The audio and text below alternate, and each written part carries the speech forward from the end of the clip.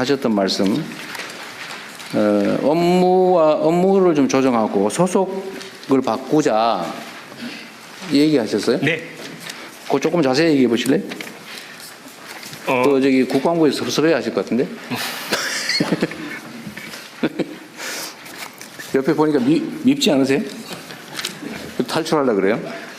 제가 저 의원 시절에 이 방위사업청을 보존하고 지키기 위해서 아주 심혈을 기울였는데 오늘 의정활동 해야겠는데. 예. 우선 그 최근 캐나다 잠수함 사례에서 보는 것처럼 간단하게 좀 해주세요. 너무 예. 길게는 말고. 예. 국제 방산 시장 환경이 대단히 많이 바뀌어서 절충 교역에 대한 요구도 방산과 비방산을 섞어서 요구할 정도로 환경이 많이 바뀌었고 네. 그런 그 국제 환경 변화에 대해서 국가 전 역량이 집결되어야 되는 필요가 있는데 네. 이걸 지금은 비서실장님을 여기 전략 특사로 임명해서 이 변화 환경에 적응을 하고 있지만 이게 언제까지나 지속적 체계적으로 이렇게 대응하기는 어려운 것이기 때문에 네. 상시적 조직 체계 개편이 필요하지 않겠냐 하는 것이고요. 네. 그리고 처음에 방사청 출범은 사실은 획득을 중점적으로 조직이 편성됐는데 이제는 국정과제 자체가 방산 4강에 맞춰질 정도로 큰 패러다임 전환이 있기 때문에 그 패러다임에 맞는 행정 개편이 필요하겠다. 그렇다고 한다면 차제에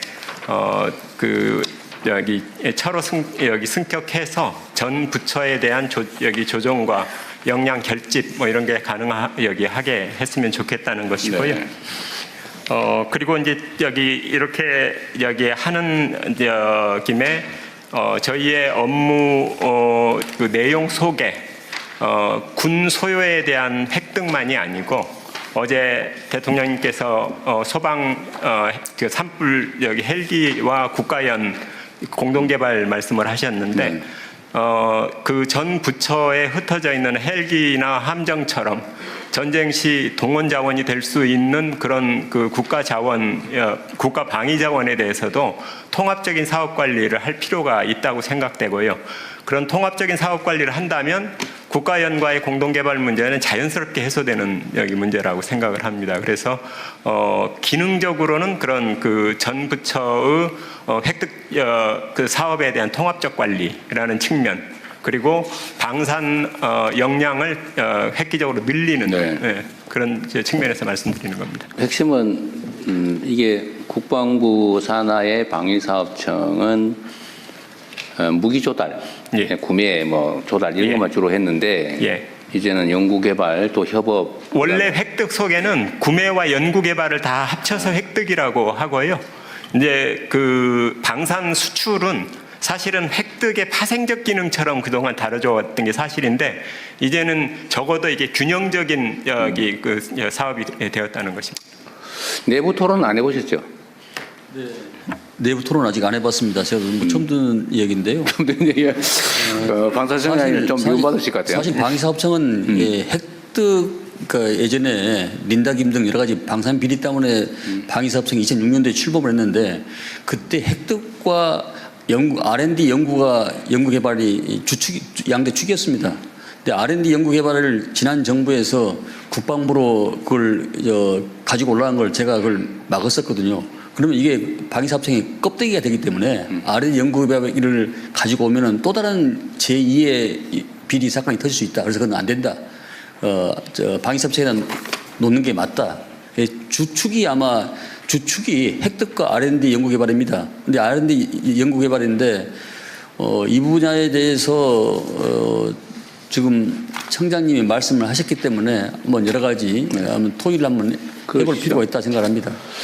그러니까요. 오늘 여기서 결정 날 건 아니고 일종의 제안이니까 한번 고민을 해보는데 지금 이게 이제 방사청이나 국방부 단위에서 처리가 안 돼서 지금 비서실장을 방위산업 특사로 해가지고 지금 대외 무기거래 분야는 지금 일종의 협의랄까?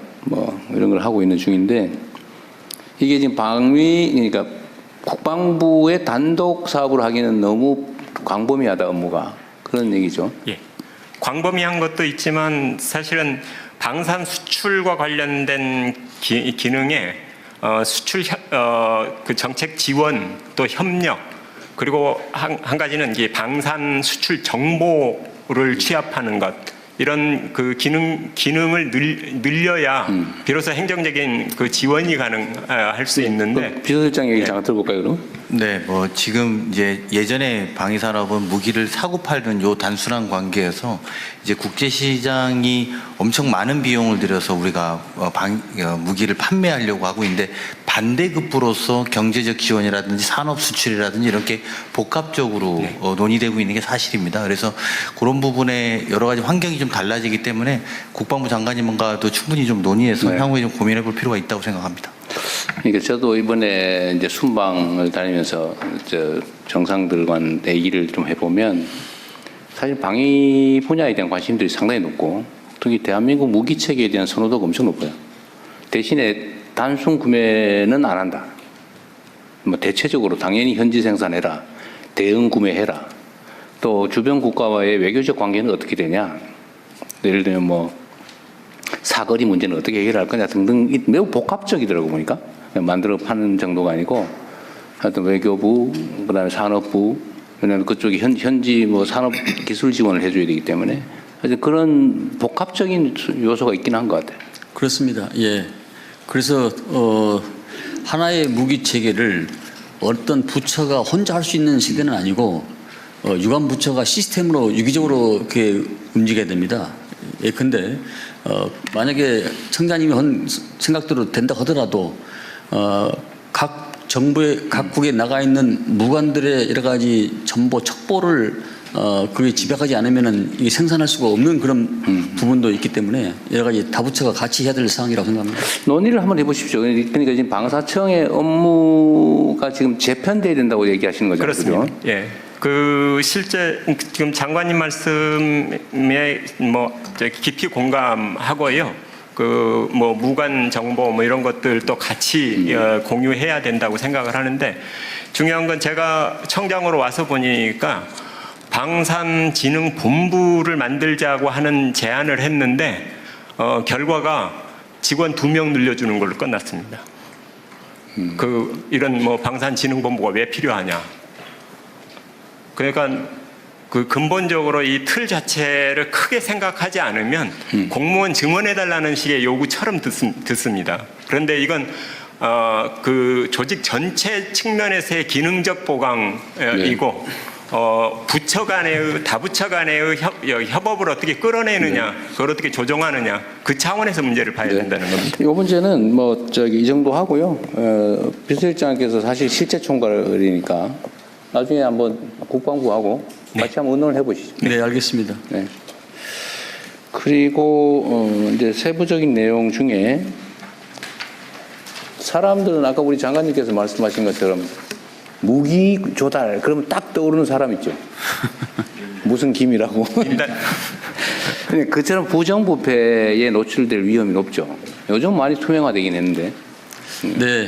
근데 이 문제에 대해서 부정부패 문제나 불공정 문제에 대한 대응책이랄까?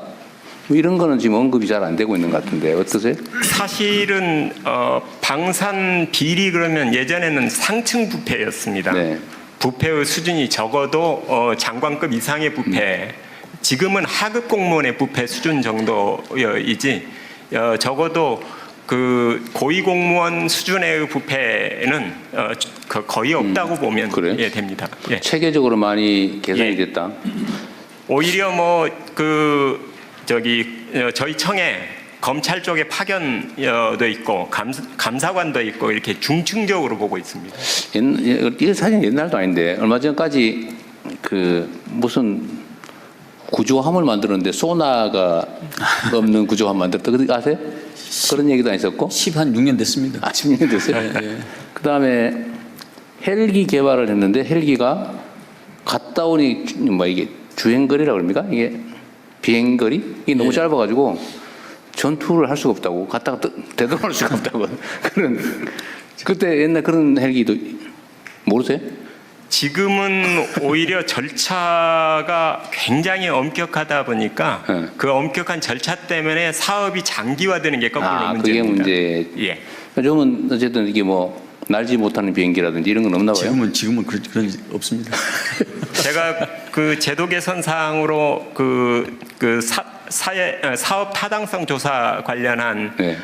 면제 기준을 좀 상향해야 된다는 걸 그 제도 개선 사항으로 여러 번 말씀 네. 드리는데요. 여기 사업 이제 사타라고 줄이는데요. 사타를 면제하는 기준을 예타 기준을 그대로 여기 차용해 왔습니다. 그런데 이 방위 사업의 규모 자체가 원체 커서 예타의 경우에는 그 기준인 500억에 해당하는 것이 이거 보는 분들도 이해할 수 있게 사전 타당성 조사, 예비 타당성 조사, 사업 타당성 조사. 예. 예. 여기 저 방위력 개선 사업에 대해서는 사업 타당성 조사라고 네. 그러고요. 일반 건설 이런 등등 시설 이런 그 사업의 경우에는 여기 예비 타당성 조사라고 합니다. 근데 같은 500억을 가지고도 예타의 경우에는 그 면제가 거의 60% 이상입니다. 그런데 사타의 경우에 있어서의 면제 기준을 그대로 적용하면 겨우 3%입니다. 네.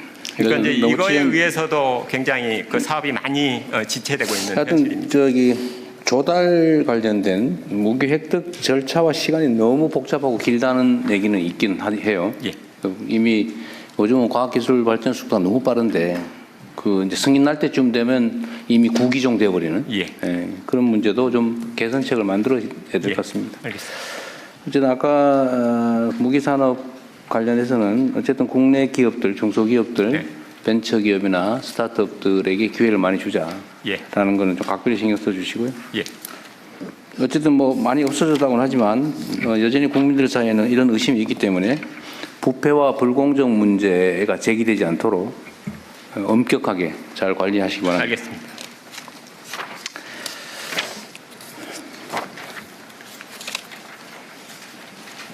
여기 84페이지에 뭐 재밌는 얘기들 많이 써놓으셨던데 획득 절차 얘기는 제가 말씀드렸고 계약 제도를 복수 낙찰제를 도입하자.